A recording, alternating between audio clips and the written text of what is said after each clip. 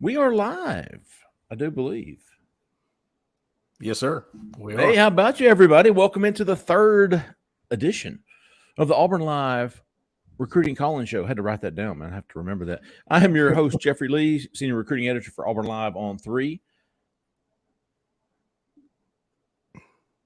I am joined by Mr. Cole Pinkston, recruiting analyst for the same website, Auburn Live on 3. Cole, how the hell are you, buddy? Yep, that's right. The same one. What is that? Partners or cohorts? You want to call it cohorts? Cohorts.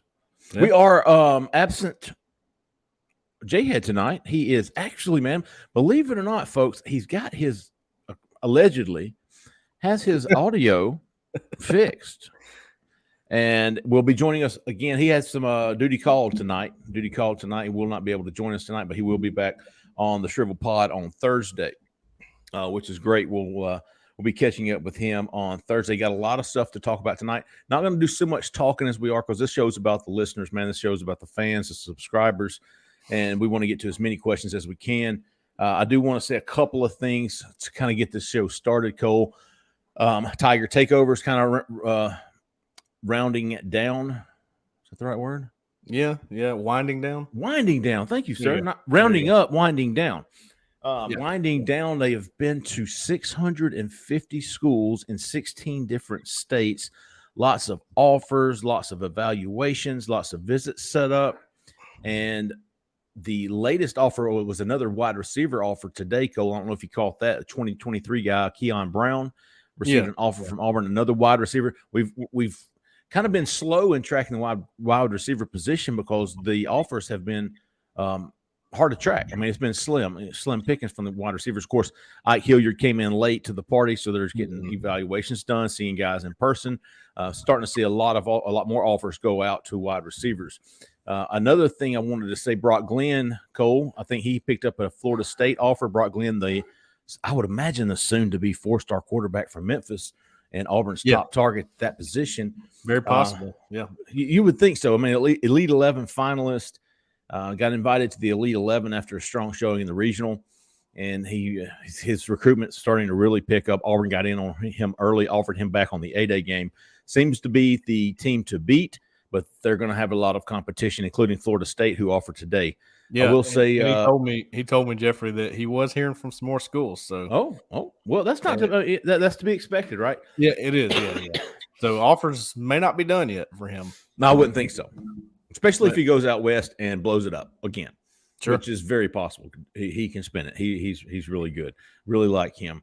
But he will be. I'm going to have a story up on the site later tonight or in the morning. But he has set his official visit to Auburn for June the 3rd through the 5th. According to people that know a lot more than I do. So that will be another big weekend. The official visits are going to get ramped up in the month of June.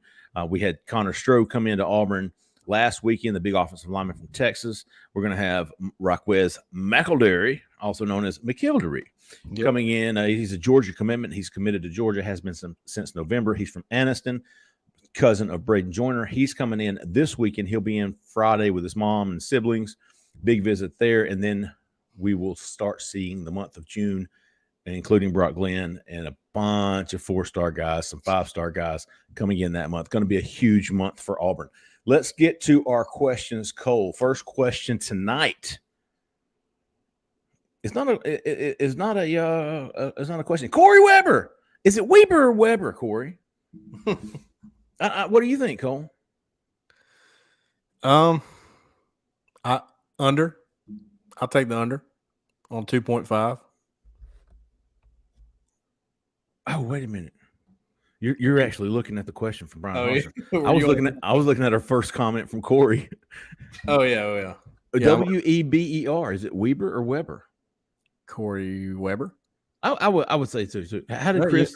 You should call in. He should call in and let us know. Corey, what are you doing? All right, so the freaking Shrivel Pod room in Brassfield. Pocket watch coming in strong. All right, Brian Harson, head coach of Auburn University football team. He listens to the show. Wants to know over under on 2.5 5-stars in the 23 class. Cole, under. I would say under. Yeah, take the under, and I feel good about it. Yeah, I'd say 1 or 2. That's not to say that there aren't two possibilities as 5 stars who we talk about a lot. Quay Russaw and Jaleel Hurley are your 2 top guys there, and both realistic. So possible, but definitely under 2.5. I would say 1 or 2. And Coach Hars, that is just going off of the rankings as they stand today. Yeah. So don't think that some of these 4-star guys, these 4-star on the edge or the brink of 5 stars, will not be 5 stars by the time their senior seasons are up and it's December. So a lot of time to go. But as it stands right now, the 5 stars on the On3 consensus, I like Quay Russaw at Auburn. I mean, I'm not predicting him to Auburn. I think Auburn's got a very good chance with him. I think Auburn's got a shot with Jaleel Hurley. As we said last week, the least you hear about him, probably the better. So, all right, who's going to be our first caller? Where's Tyler Justice? Yeah, where's he at, man? I'm waiting on that one. He really lets me down sometimes, man. All right, Molester. Molester Salone. One of my favorite posters, man. I love it. Who will be the sleeper D-line standout? Because we know Hall will get constant double teams. All right, this is a team question, Cole. I'm going to defer to you. Well, I'm going to stay consistent and go with the guy that I just wrote about on, I guess it was Sunday. Yeah, Sunday. Zacchaeus Walker is my pick. Zeke. He's it's funny. The 3 guys that I've written about in the last 3 days to be the next man up, which means they're guys that haven't really burst onto the scene yet. We're all really highly rated 4-star guys on the team. Zacchaeus Walker was definitely a top 100 player, I think, by most sites. I think he's dealt with some injuries, different things. But when I go back and watch him, when he's in the game, he does make a difference. He's just trying to learn how to be an interior D lineman when he played defensive end most of his time in high school. So I think it's time. I think he's about to be the guy to step up. I think he's going to play, 40 to 50 snaps a game, maybe. That would be the tops probably, but that would be a lot for a backup. But I think that's what he's getting close to. He's probably the next guy off the bench in the rotation. So, yeah, that's my pick there. And he's one of those guys that I was pumping up when he signed. I know JG Tate and I, when I was back with Rivals and him, we both were really high on Zeke Walker and had big expectations for him. And I'm like you, Cole, is it his time? Is this his transition period? Is this his transition year? Is he really going to step up this year to kind of give you glimpses of what's to come when he's the full-time guy? So I really have big expectations for Zeke Walker and think this could be a breakout season. Absolutely. Yep. There's our man, Decatur Tiger set 97. Oh, yeah. Decatur. Oh, Morgan County. Does it look like Cam Riley is going to stay at edge this season since it's likely a transfer edge won't be coming in? I agree that it's likely a transfer edge won't be coming in.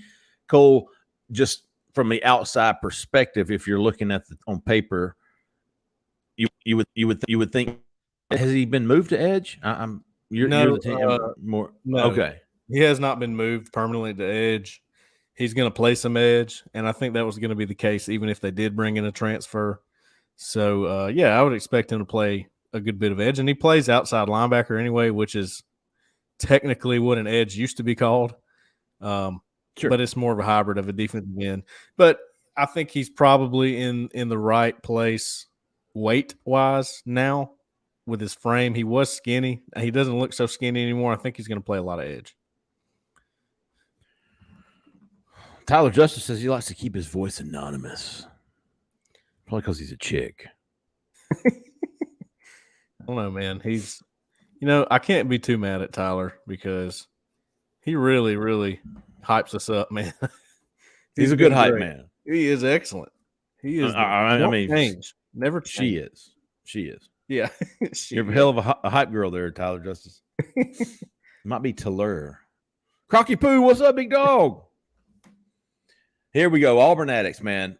And I don't know did I mention like Zeke Walker is our Camden Brown is my Zeke Walker of this year's class. Like Camden Brown is who I have really high expectations, and I don't know how soon he's going to reach them. Yeah, I think with Auburn's depth chart, he's got an opportunity to do so a lot earlier than I ever thought he would. but Yeah. I really like him. And Auburn Addicts says, will we see Camden Brown this season? Cole, as the recruiting guy, I'm going to say hell yes because of what I saw in the spring from that group. What do you think? Yeah. I think we definitely see him this season. I think those first couple games is almost like you want to say later in the season, but the first ones are Mercer, and there's probably a good chance he plays against those guys if Auburn gets up pretty big. But significant snaps, like snaps that matter in important games, I think he probably starts to break in mid-season and start to get some of those. I think all three freshmen will: Jay Fair, Amari Kelly, and Camden Brown. I mean, there's snaps to go around, I think, at the receiver position. So yeah. Sometimes I forget about Jay Fair. That he's really good too. That's a good thing. It seems to me that guys at Auburn that come in and they're going to be pretty good, and then you sort of forget about them. Those are usually the guys that burst onto the scene. Yeah, in my experience. Exactly. War Eagle 1975, good year, big dog. MC says, what is the latest on Dylan Brooks? What are y'all's expectations of him? Well, what do you think, Cole? He's got to be ready to go, whether he's ready or not. I just wrote that Monday. In my Next Man Up series, he was the guy I chose at edge. I mean, that's obvious. There's nobody else behind Derek Hall and Eku Leota. So whether he's ready or not, it's time to go. And he's going to be playing a lot of snaps because as we learned when what was his name from UCLA? Isabor. Odua Isabor. What we learned when they were recruiting him was, hey, one of the selling points is, look, man, I know Derek Hall's here. I know Eku Leota's here. They're probably NFL guys, okay? But you know how many snaps TD Moultrie played last year with those two? How many snaps Romello Height played last year together? That's how many snaps you got. 400 to 500 snaps. I mean, look, that's why people are so worried about the edge position, because there's three guys, and we saw how good the rotation was last year. It was really nice. So now you're not going to have that. You needed one more guy, really, and that's where Cam Riley comes in. But, Dylan Brooks is the guy that's going to play as many snaps as most of the D linemen in the rotation too, in my opinion. Catch me up on Cam Riley, Cole. Had he moved to edge, or was this all conjecture? No, he was practicing at edge in the spring. Okay. Just, not fully. I think he was still working at linebacker too, but he was doing both. So back to 1975's questions on Dylan. As a recruiting guy, y'all know a lot more than I do, but I will say this. I did go to the open practices during the spring, and I did watch Rock Bellantoni and the edges a lot for some reason. Oh, I'll tell you why they were so – because they were the closest walk to me. It was the shortest walk for me. Yeah. And I really liked what I saw from Dylan Brooks. I liked the leadership from Derek Hall, and I liked the leadership from Eku Leota and the attention they were showing Dylan Brooks, because there's probably some pressure on this kid to really live up to his billing this year, and he's definitely got the ability. His head coach was Larry Strain, one of my favorites. Was it Hanley? But he's a Wedowie boy who coached at Woodland, took Woodland High School to 2 state championships, only to lose to Sammy Coates and Clint Mosley. Leroy? Yep. And then he went to Handley, where I think, hey, Dad, Larry Strain went to Handley? Yeah, I'm sorry. That was his alma mater. I thought he was from Wedowie. I think he coached. Yeah, he played. Okay. But, yeah, Handley, then he took them immediately to a state championship. So big fan of Larry Strain and anybody from Handley. So I'm pulling for Dylan Brooks. Well, I think you're right, though, Jeffrey. I think there is some pressure on him, man, because, again, he's got to go. He's got to be ready to go. So there ain't no waiting around anymore. There's no, hey, Dylan, are you ready? No, he's got to go when it's time, when the season rolls around. So that'll be interesting. Right. Tommy Jones. Opinion on the depth chart, offense and defense. I know it's just your opinion. Mine's pretty short. I think I like the ones. I like most of the twos. After that, it's pretty slim pickings. Yeah, I can agree with that. Depends on the position. I think there's some young talent that we just don't know much about. So you don't know yet. Those guys are going to play some this year because of the depth issues. So we'll see. Like 1s and 2s pretty good though. You have to be pretty excited about some of those guys, especially Derek Hall, Leota, Owen Papo coming back. Pritchett at corner, Simpson at corner. Yeah, offense. You got Tank, offensive line, the entire offensive line, the tight ends. That's kind of a sore subject with a lot of people is the offensive line. But look, man, they're not terrible, and they got better last year under Will Friend, and I'm ready to see him again. So. Absolutely. Listen, man, I thought by the end of the year they were above average. No, I do too, and I expect them to be. I still think they're inconsistent on some things, and that's the problem. You know, the best lines are the most consistent, the ones that can do it every down. But definitely making plays out there, definitely helping move the offense, move the chains. If you watch Bo Nix, you'd be convinced the pass protection is not good just because of the way he plays quarterback. So, that's what I'm looking at. All right, let's see. Look, I'm going to have to scroll back up, man. The questions are coming pretty quick. We'll start hitting them a little bit better. Any chance with Deion Smith? Man, you know what, Corey? Which you're going to have to go call in and let us know how to pronounce your last name. Deion Smith, this would have been a perfect Jhead question. I can answer it. Good. I say no. Okay. And I don't know that with 100% confidence, but maybe 90% confidence. I don't see that one happening. I think probably another SEC school will pick him up, maybe Arkansas, South Carolina, something like that. I just don't see it happening. And I really don't have a reason. All right. Dusty. Man, Dusty. You know I'd butcher that last name, so I'm just not even going to try it. Oh, man, I kind of want to, though, you know. Mashad. Yeah, that's what I said. Yeah, I got a buddy with the last name Mashad. For real? Yeah. Mitchell. How are we looking in the Connor Stroh race after the visit this weekend? Man, I tell you what, Connor is he's fairly quiet.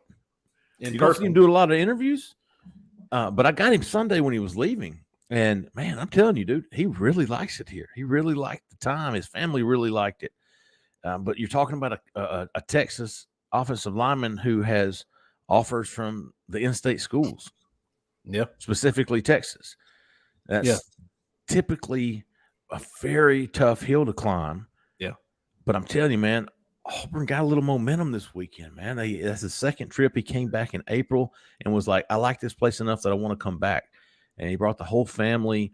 He really, I think Cole, you maybe talked about this before, but he's all about the ball, you know, and he sat down with Joe Bernardi and Will Friend. He got all the time he needed with both of those guys. He developed really good relationship with them, watched a lot of ball with a lot of film.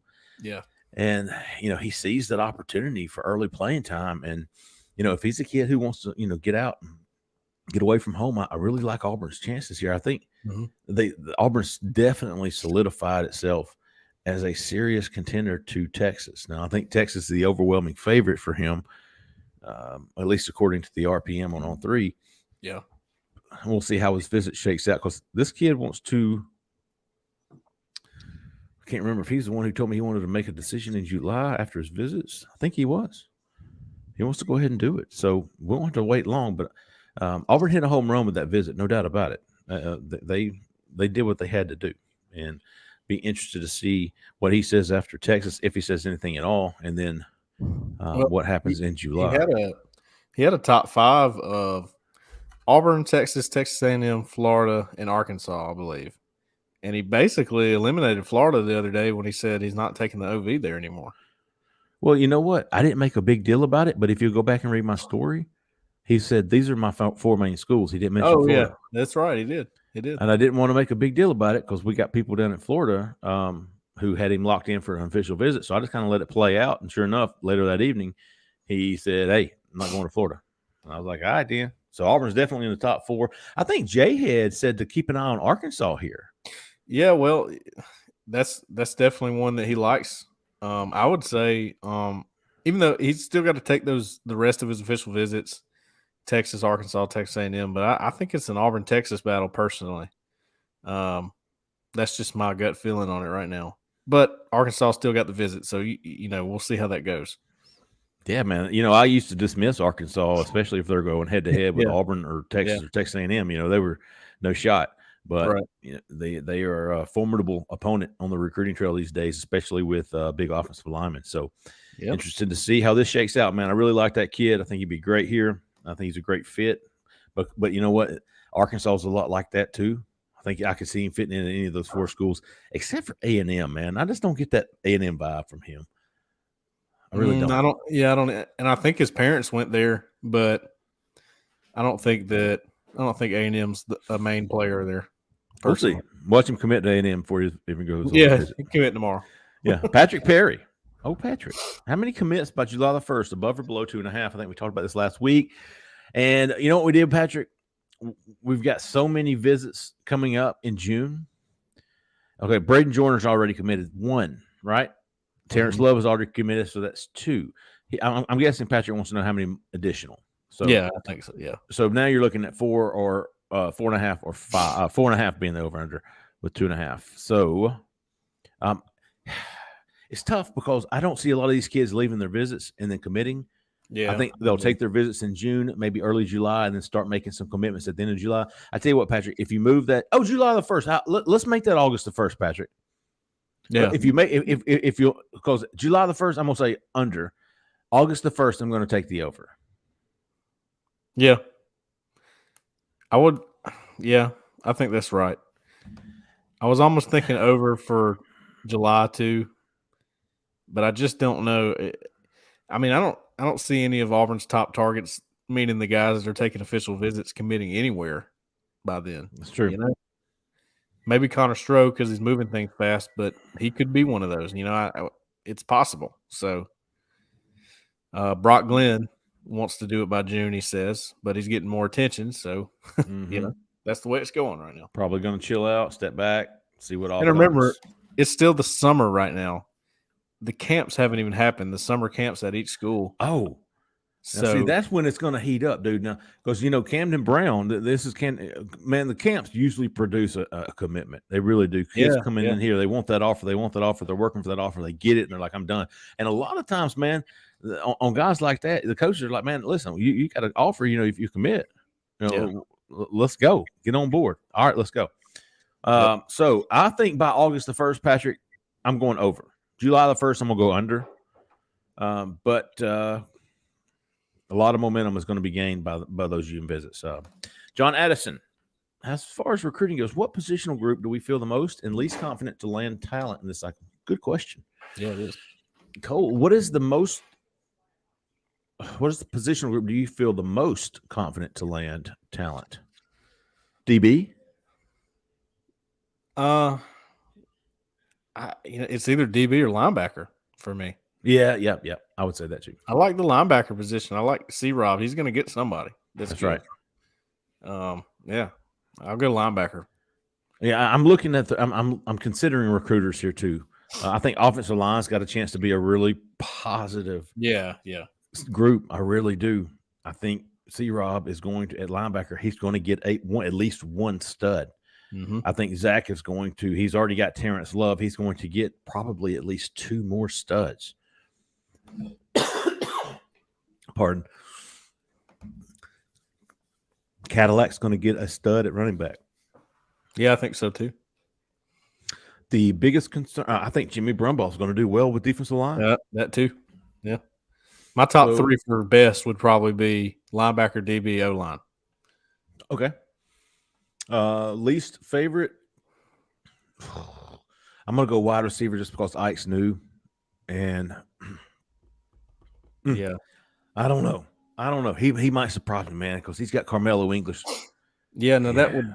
But as far as quantity, I mean, you probably want 2, 3, 4 of those guys. I don't really know anybody past English, so it has to be receiver right now, right?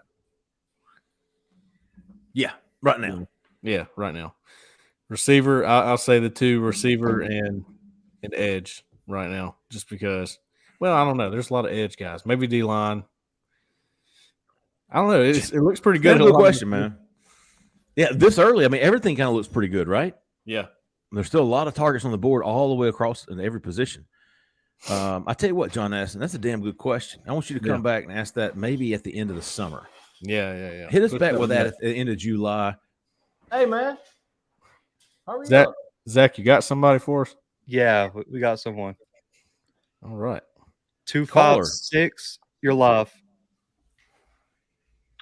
Hey, guys, what's going on? What's up, big What's dog? up? Who we got on the line, man? Go ahead, sorry. Who we got? Who are you? I got Bruce Pearl from the board, you know. Bruce freaking Pearl from Auburn, Alabama. Hey. That's right. Hey, guys, I actually work at a radio station up in Gadsden that y'all called into the show a few times, 102.9 Fox Sports. Oh, yeah. We love having you guys on, talking a little recruiting. My guy Chase down there hosts the show, so I like having y'all on anytime people love. We did a little poll the other day about what do you want to hear more of, and they were all about college football recruiting. No, BP, what's up? Sweet. So I actually have a football recruiting question. I just tuned in a few minutes ago, so if y'all have already hit on this, let me know. But I want to talk a little running back recruiting. Okay. I was kind of thinking about it and going back through some of the years, and I guess I really started following recruiting big time when Chiswick got hired and the Lake Seastruck, Mike Dyer, and Lattimore group. And it seemed like every year through Gus's tenure, we were signing, a top 150 recruit at running back almost every year. And we had the blocks, it seemed like, but we were getting those guys and kind of expecting those guys. And maybe since Tank, we hadn't really had one. I was kind of curious, who do y'all think will be the next big-time running back, whether it be this year's class or next, to come to Auburn? And then this might be for Cole a little bit. Is there a certain style running back you think kind of fits Harson's offense? I tell you what, the running back board right now, we'll get I will just say it's pretty limited. Yeah, it is. Auburn's kind of going in on Jeremiah Cobb. Yeah, Jeremiah Cobb. And the Robinson kid from California, it looked like Auburn was a legit contender for him. He's still scheduled to come, but I don't see that happening. I think he's going to stay out west. Yeah. So now it's where does Auburn go? We think Auburn wants to sign 2 running backs in this class, and they're being very, very selective. I think they have that luxury right now when you've got a stud in the backfield. Yep. So, man, that's a tough one, BP. Well, I mean, my answer would be Jeremiah Cobb. I think Auburn's probably in a great shape with him. Clemson's coming here, and that's going to be interesting because 2 of his teammates are over there from last year. So that's something to watch. But I think Jeremiah Cobb is that really talented back, that explosive guy. He's a 4-star, just shown out in camps and all that. So that's – but I'll even go back to Damari Austin. To me, man, that guy doesn't get enough credit. He was ridiculous. Go back and look at his film, man. It was impressive to me. Oh, yeah. Absolutely. I forgot about him. First of all, he's compact. And he weighs close to 200 pounds, and he's so much faster than I realized when I went back and watched him the other day. And I have a couple film rooms on him showing that too. So to me, Damari Austin's the guy. I think he's gonna get some snaps this year, and I think he's gonna be really good for Auburn. And he loves it. I love his passion too, so that plays into it. The only reason I was hesitant with the running back, he seems like a great kid and all that. I kind of go back to the stargazer mentality too much, and I think he took Auburn over like a Northwestern or something after maybe LSU cooled on him and a couple of other bigger schools. So I just miss the days of signing one of those top ranked guys in the country, and maybe one day we can get back to that. Is there anything we can kind of just showing it on the field to get back in those guys' kind of mindset? Making noise, man, winning. Yeah.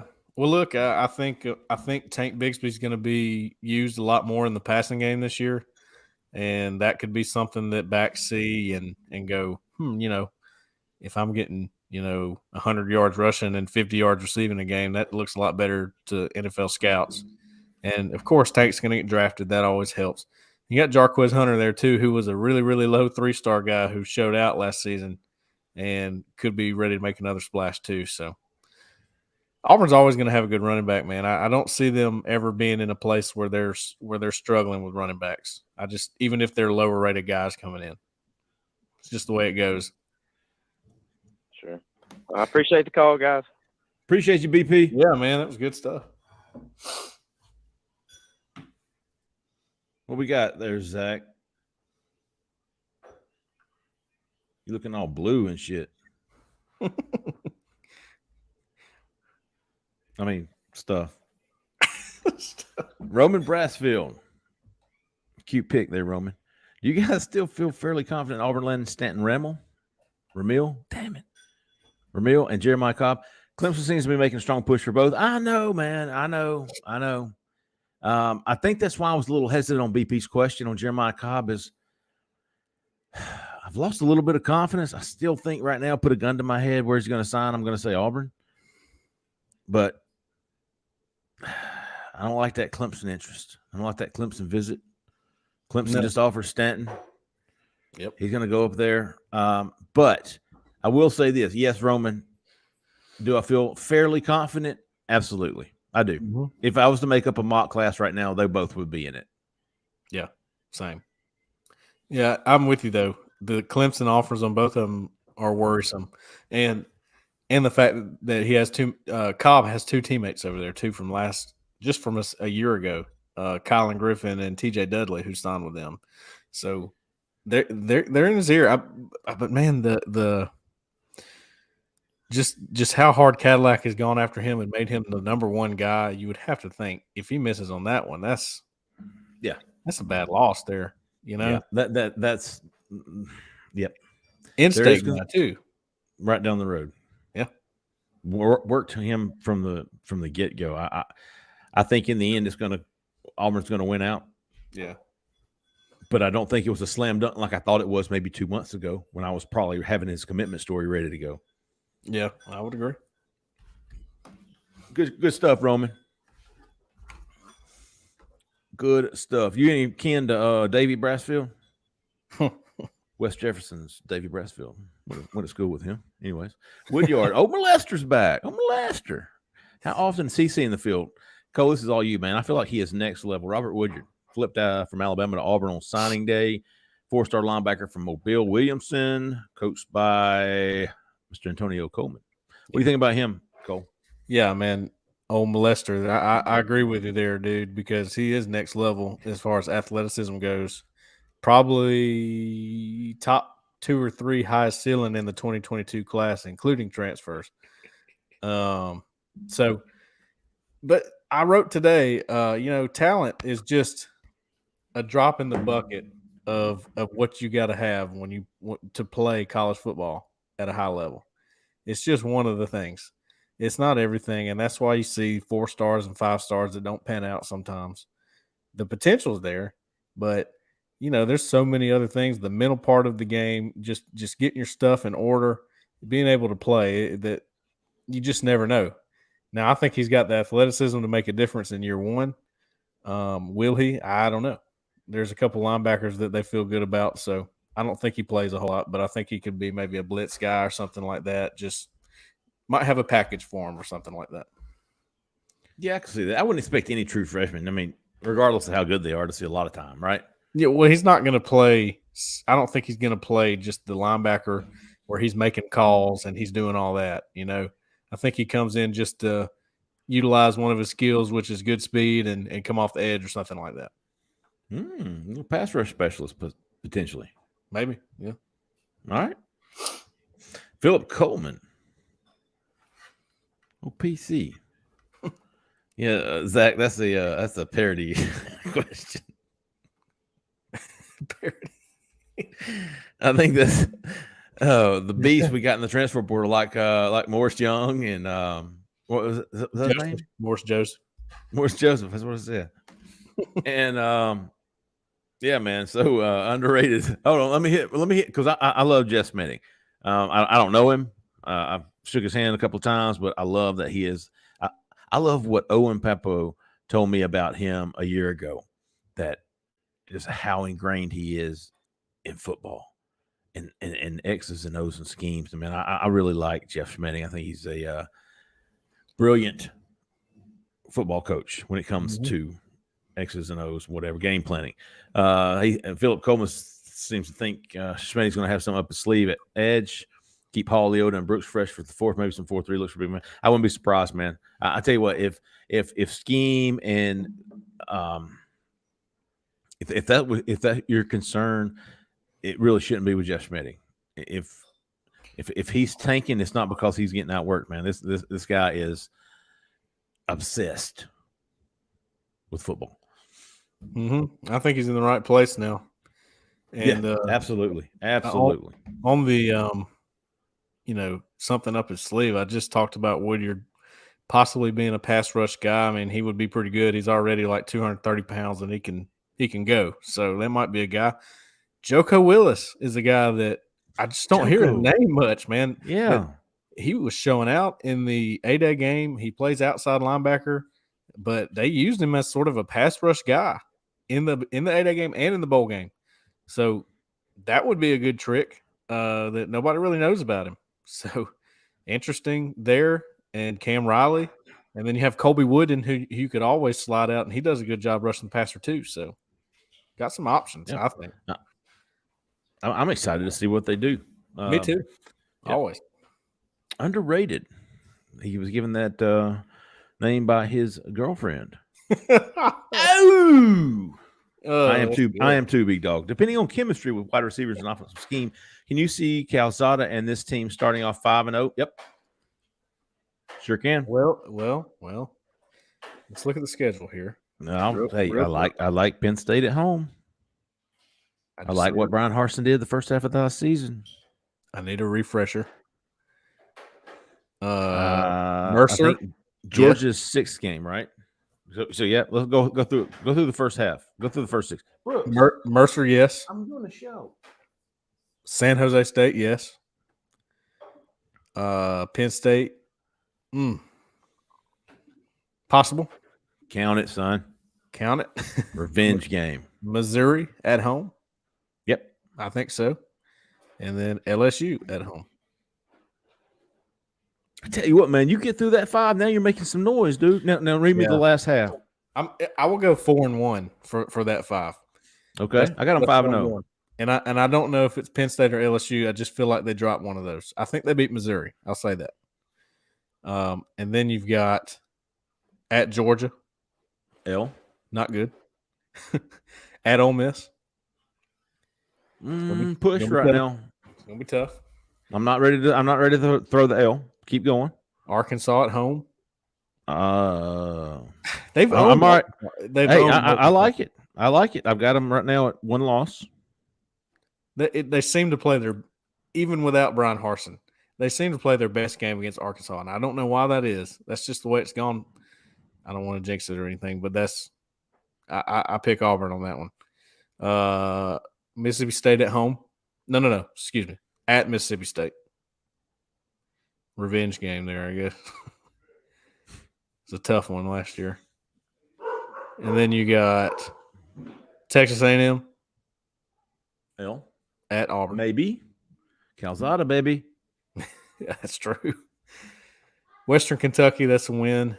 And then you have Bama. At Bama. Push. Yeah. Yeah. I could see 8 or 9 wins. I mean, I could see it. I'm not saying it's going to happen. I know the over-under came out with Auburn at 6.5 wins. I've got them at 8 wins. And that might include the bowl win, but I've got Auburn with 8 wins now. I could see it. I could definitely. There's a path. Zach, you got one? Yep. 3-3-4. You're live. My neck of the woods. Hey, man, who we got on the phone here? Hey, this is Smoke One. What up, Smoke One? If you got one. What's happening? Yeah. What's up, man? What's up? I guess Connor Stroh visited recently. Yeah, Connor Stroh. Yeah. Yeah. Well, what kind of feeling you getting off him? Well, I'll tell you what, Smoke One. Did you just smoke one? Because we just talked about him like 5 minutes. No, I'm just kidding. Oh, really? I'm just kidding. I'm kidding, dude. Yeah, I mean, we did, but listen, okay, this thing is it needs to be. Hey, can I set the record straight first? Yeah. that's based on blackberry smoke, baby, not necessarily. Hey, so Oh. what you're saying is you like my bat signal when somebody commits. That's right, man. You seen my avatar, right? Yeah, I have. I don't remember what it is, but I've seen it. Yeah, it's Charlie Star. And there's a gift. Oh, yeah, yeah, okay. I know exactly. Yeah, because we've talked about this before. I think. Be a smoke one. No, Charlie Star. What's your gut on him? I got a good feeling from him Sunday when he left. Got to talk to him in person. Got to talk to his dad, his mom. I think his sister was there with him. All the things that you want to hear from him, and not only that, but the body language and the how genuine he was. This kid does not give a lot of interviews. He gets kind of nervous, but man, he really liked it. He really liked the one-on-one time. Say again. He looks like he's huge. Oh, he is big. Oh man, you ought to see his freaking hands. Yeah, I heard rave reviews about his measurements, and he was somewhere along the lines of like 6'7" in the 330 range, and had like the biggest hands. So, yeah, I mean, I think we have him as a 3-star on 3 right now. I don't see that holding. I think He's a mule, man. He is a mule. I like, I don't know. Maybe it's because I had a good conversation with him when he was at that practice, and I noticed he was more talkative when we started talking about the practice and football and how that was going. And he said, "Oh yeah, everybody was on fire." He said, "The coaches." He said, "I'm coming back. I love this. This is great." And he did. He was true to his word, and it seems to be that way. So we'll see. Good fit for Auburn. Smoke one. Well, I think so too. we're gonna probably.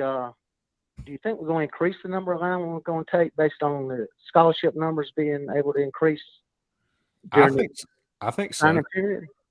Yeah, I'm not betting on it, but I do think they are looking at maybe taking a few more at certain positions. I don't see why they wouldn't. Risk, take a little risk on somebody maybe that Sure. You weren't necessarily sold on based on scholarship numbers. And it's going to be interesting to see how Brian Harsin does it, because he's very selective. Yep. He just doesn't take people. So does this give him the leeway to be a little bit more lax on that? To say, hey, we've got the guys that we want. We've got 3 or 4 more spots, man. Well, let's look. Does he take a shot? I don't know. Probably won't know until late. But curious to see how he does it. Let me tell you why I think they will take more. Because I think I'm just going off of what I observed from this last year. I think they probably wanted more out of the transfer portal. I think they held off on a few guys in the 2022 signing class because they knew the portal would explode and they thought they'd have more success there. Yeah. I think that's true. They didn't have as much success as they wanted. They had some good success, but not great success like they wanted. So numbers-wise, I think they will not wait around for the portal anymore. I think they'll take guys that they consider good. So I think they get more. Yep. Corey Weber. Oh, man. No, man. Hey, man, y'all was bringing up Clemson a while ago. They stick in my craw being an Auburn fan. I don't kid to Bama necessarily in state, but for Clemson to come in here and take, our players, I don't know. We need to do something about that. I think. Lay down the gauntlet, baby. It's interesting. There's been several too. It's interesting, right, that Dabo has never done June official visits until now. He's doing it now. He didn't believe in the transfer portal either, did he? No, he did not. I don't think he got anybody out of the portal. Didn't believe in early offers. Nope. Didn't believe in commitments taking visits. He's having to readjust. That's good for Dabo. All right, fellas. That's all I got. I appreciate the convo. Appreciate you, Smoke. Great stuff. Appreciate you, Smoke. Dude, I forgot we were on the call, by the way. I mean, Cole, you was talking some good shit, and I was kind of lost. And I noticed Chris Weber, his name, and Corey's name is Weber, as in Weber. He needs to call us. He needs to call in and say, "Yeah, look, he's Corey Weber until he calls in and tells me otherwise." Weber. Yeah, same as Chris Weber. Isn't there like a Weber State that's got the same spelling and it's Weber State? I don't know. Maybe it's Weber State. It's Weber State. Yeah, Weber State. I don't want to think too far into it. Oh, let's see what's going on. How the defensive line Fritz kid from Philly 09. Philly 09, I should say. How's the D-line French kid from JUCO looking? Jeffrey Imba. Dude, on the hoof, as good as you could. He's he's purdy, man. He's purdy. Yep, he's got the look. He has got the look. I thought he was somebody's dad at that first game we were at, and I was thinking, man, that guy's dad is huge. And I was looking at him in the face. And then somebody said, hey, that's a recruit, man. I was like, oh, my gosh. He looks like he's 40 years old, but in a good way. Yeah, I have high expectations for him, Philly. I don't know. I do too. I do too. But that not having spring is – yeah, I hate that. I really hate that. I wish he would have gone through spring. Wasn't he busted on his shoulder or something? Yeah, he had like a sling on at one point, I know. Yeah. I don't know exactly what it was, but yeah. He's ready to go, though, from what I understand. So he should catch on pretty quick. I mean, he's a freak athlete, you know. You know what? Our last two questions came from Smoke One and Philly Blunt. I think somebody's trying to tell us something. Just kidding. Oh, let's see. Felix the Cat. Yeah, you got time to call in, dude. Come on. Yeah, man. Either on. What we got? Oh, Brooks Lee jumped in. You see that? Brooks Lee jumped in with a D. He's slinging D. That's what he got on his math test. Bastard. I'm going to go bed early. Let's see. Thomas Jones, Felix the Cat. Is Auburn going to stay on Auburn High School for its stronghold for recruiting? Is Auburn going to stay on Auburn High School for its stronghold for recruiting? Recruiting, yeah, I think it's recruiting. After Braden Joyner, Powell Gordon. Powell Gordon. I don't currently know anybody there's not a name that jumps out at me right now from Auburn High School, but you know, if they have a good player there, they've got an underclassman quarterback who's pretty good. Oh yeah, I think his name is Davis. Davis, yeah, first name, I believe. First name's Davis. Yeah. His dad's a famous guy, I think. Yeah, he called him to the show earlier. Yeah, he did. He did. Sure did. Hey, for real though, I saw Davis Harson at the Under Armour camp in Alpharetta. He was probably he's good. He's going toe to toe with Prentice Nolan, who is an Auburn quarterback target for next year from Langston Hughes High School. I thought it was good. Yeah, I think he's small. And that might hurt him, but he's a good quarterback, man. Yeah, I would imagine he ends up at Auburn. Oh yeah, I would imagine he ends up playing for his father. Definitely, and that it would not be a bad take. I mean, he's legit a good football player from what I've seen. Yeah, good football player. So yeah, Auburn High School. If they've got them, they're going to get them. I mean, if they've got them, they're going to recruit them. Obviously, try to get them. All right, Felix. Maybe next time you can call in. Corner outlook for recruiting. JP corner outlook. Just offered another cornerback. I'm telling you, the cornerback board is kind of like the linebacker board. Yeah, and that there's studs all up and down it, and there's guys that they could take right now, 4-star guys that they could take right now, and they're not. Yeah, because they don't have to. They're high. They have other guys higher on the board that they have good shots with. Yeah, I think cornerback's going to be one of those positives that somebody asked about earlier.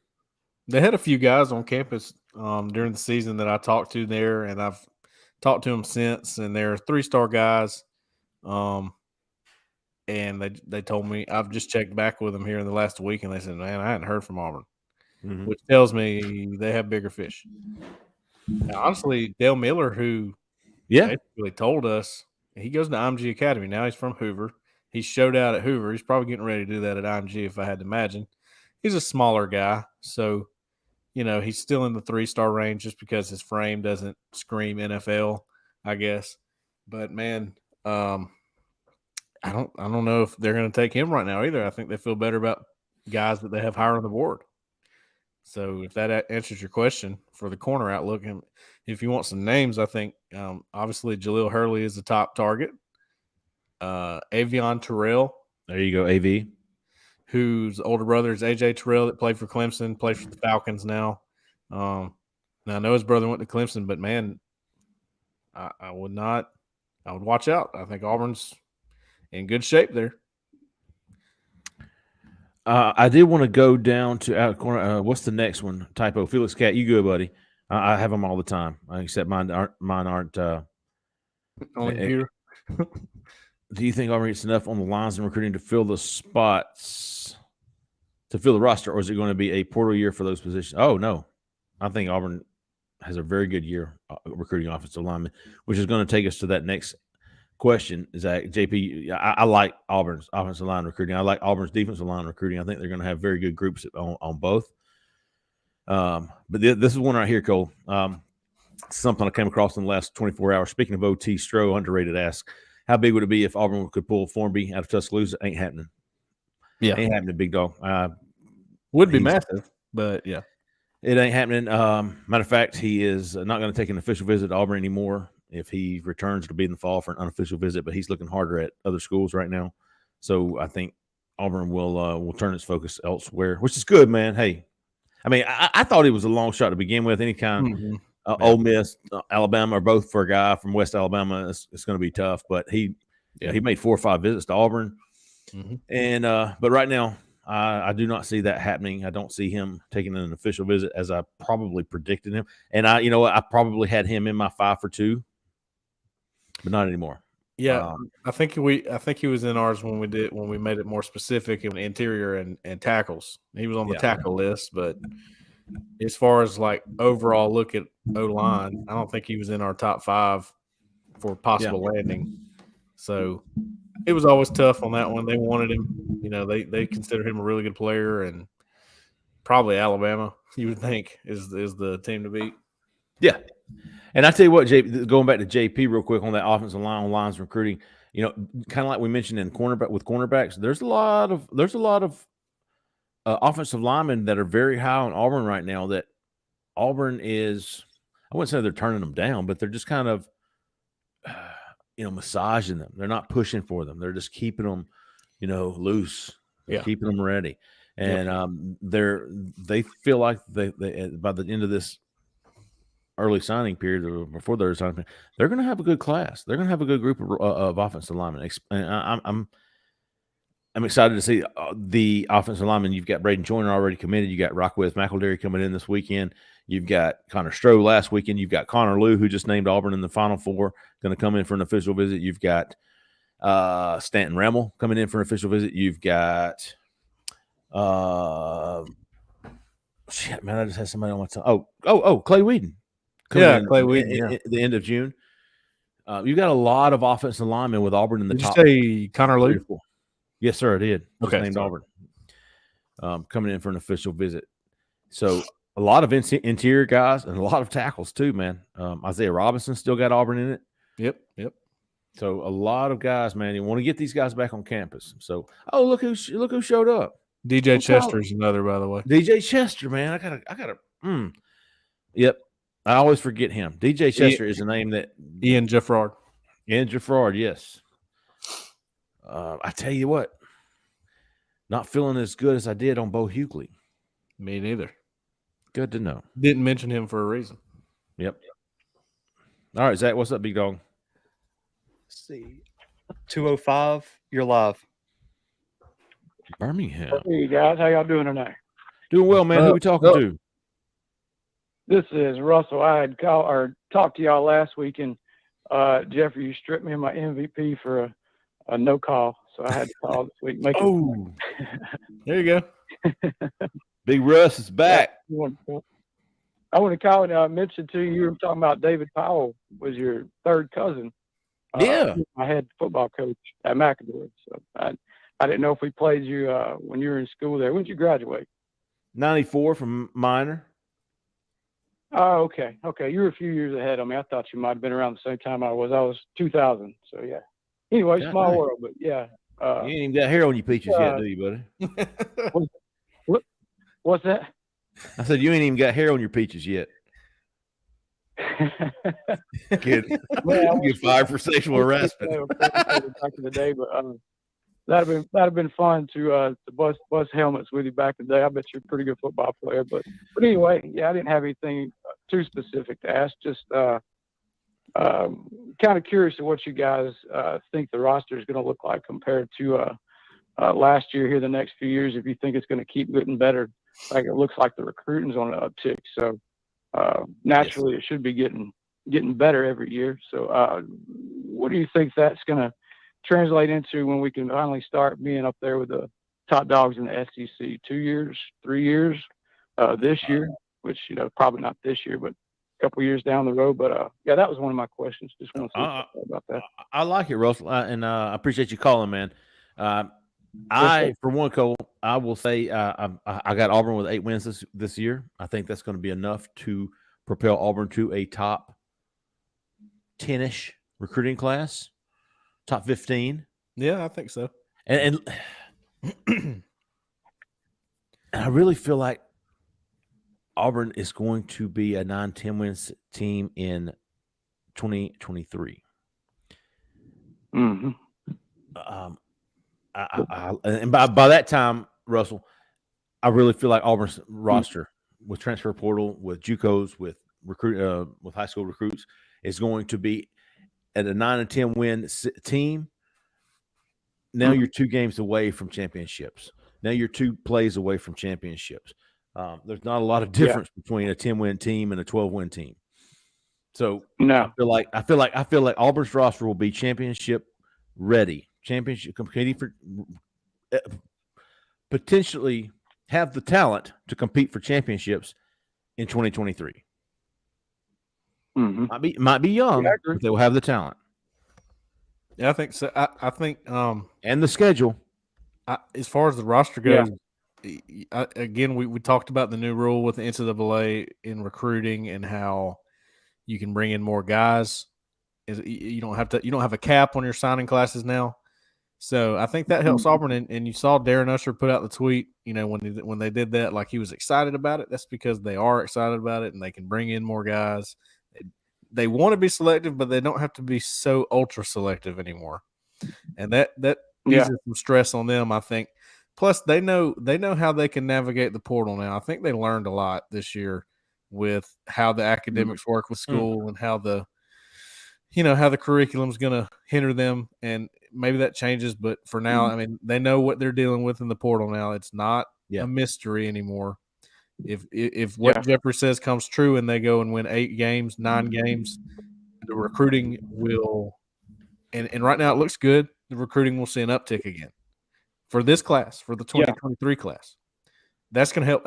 I think there's a lot of guys like maybe Wilkin Formby, guys that are sort of out of the question right now, who would go, okay, they're starting to win a little bit. Let's maybe take a visit over there. And their entire offensive line is leaving. Yeah, well, yeah. So there are going to be guys like that too, just in general, that are maybe out of the question right now that go, well, let's just see how things are going since they're winning. That's the key, man. I mean, they have gotten winning cures all. It cures everything. It is the ultimate cure. I'm optimistic about the. I'm sorry, man. I'm sorry, Russell. Go ahead. No, I apologize. That was you guys. This is your show. I'm just a guest here. I enjoy listening to you guys. That's your boat. I was just mentioning with opening up the new complex to go on top of it. You got to think there's a lot of things in favor of falling for Auburn right now. Absolutely. One of a successful season, because it looks like they're going to exceed expectations. If Vegas is already putting out 5.5 wins, which is crazy. But I mean, I've seen crazier. But if they exceed expectations with 7, 8, 9 wins possibly this year, and upset a couple teams they shouldn't, and play close with Alabama again, and maybe even hopefully pull out a miracle somewhere, that's going to really help out with all the things that's coming Auburn's way with the new complex open up. You're talking about the no caps on the signing class, which is I was just talking the other day with somebody. Could you imagine if you had just 2 classes in a row, if you had the space available and you had the capability to sign, say, a top 3 to top 5 class 2 years in a row? Could you imagine those 2 massive classes 2 to 3 years down the road when you've got like 50, 70 players that are juniors, seniors that are just ridiculously talented? I mean, talk about stocked with talent. That would just be ridiculous. Your two deep would pretty much be juniors and seniors. Yeah. Filled with, I don't know. It's crazy how much the game's about to change with all these rules, and nobody knows what's about to happen. College football used to take these changes ridiculous long time. One change would have taken 10, 15 years, and they've done like 5 to 7 changes here in the past year, which is going to shake it up a lot. But anyway, sorry to ramble. It's interesting time with football, but especially with Auburn, because I'm hoping we can still have the possibility to get back to dominance, because NIL, these other teams are so freaking rich. It concerns me a little bit, because as good as we get, are we going to get outbid? For the players that we really, really want in the future when teams start pooling money, and is Auburn going to be able to compete? I sure hope we are, but interesting times ahead, especially as an Auburn fan, because we want to be right there, and we should be right there at Georgia, Alabama. And I think we got the coach to do it if we stay out of his hair for a few years and let him build the program up. And I'm just hoping he'll stay after that. He's successful the way he just got treated this offseason. Yeah. To the NFL or something like that. But anyway, interesting times, guys, and thank y'all for the show. But thanks for letting me call in. Appreciate you, Russell. Tell you what, Russell, on the NIL deal, I don't worry so much about the NIL deals I did at one time for Auburn. I think it's really going to be okay. I think transfer portal recruiting requires great NIL deals. I just being honest with you. I think that's how it's going right now with the portal. I think this separate entity that Auburn's done, the Auburn NIL that's run by Jason Campbell, could be really beneficial. I think that's a cool idea. It's not really it's not technically affiliated with the school. I learned more about this the other day. It's sort of like a separate business that's helping Auburn with NIL, so it should be pretty cool. I think that would work out, and that's for players that are already on roster too. So it'll be interesting. I think the NIL is going to shake itself out here. Hey, let's hit the lightning round, Cole, before we wrap this up tonight. Right. Tyler Justice comes in. Should we have Tyler Justice comes out of nowhere. Should we be worried that Auburn doesn't have very many wide receivers on the board right now? No. But we talked about this earlier, Tyler, because you were doing your hair or something. But a couple of new offers have gone out to wide receivers in the past couple of days, including today and Keon Brown. It's going to be a lot more interesting with more names on the board now. That like Hilliard's got out and seen some guys in person, reported back, got some of these guys offers. Or is that something that's going to typically work out? I think it is. I think wide receivers got probably the most potential of any to really soar once the season starts. And guys see the depth chart at Auburn, and Auburn starts winning some games and throwing the football. And I think it's got potential to really pick up midseason. I think they need to see, and I think they need to see how the quarterback play is too. I think that'll help.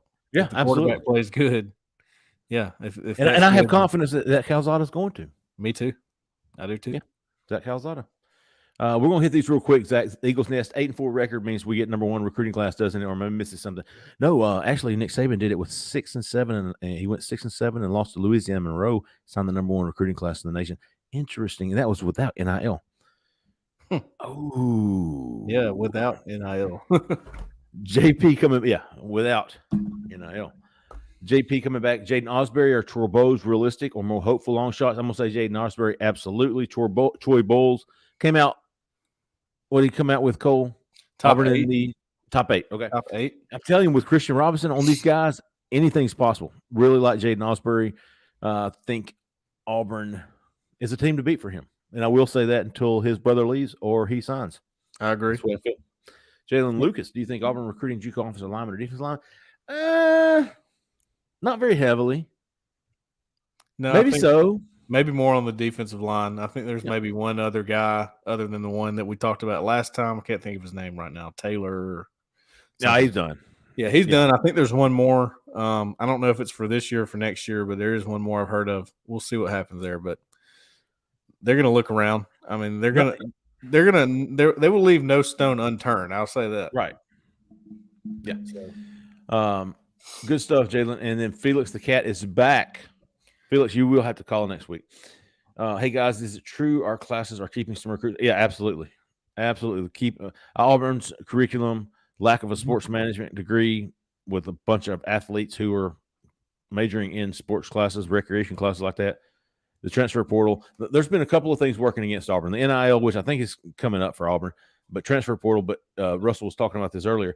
The good things for Auburn is that the class limitation is gone. And what was the other one? There's two things that were working for Auburn. I had a thought. For the portal? Apparently. Yeah, I thought the portal that was there's working against so much playing time at offensive line. You think that'll help? That comes to mind for me first, anyway. But Auburn had gotten some good news here lately. I mean, it was the class limitations were being scratched.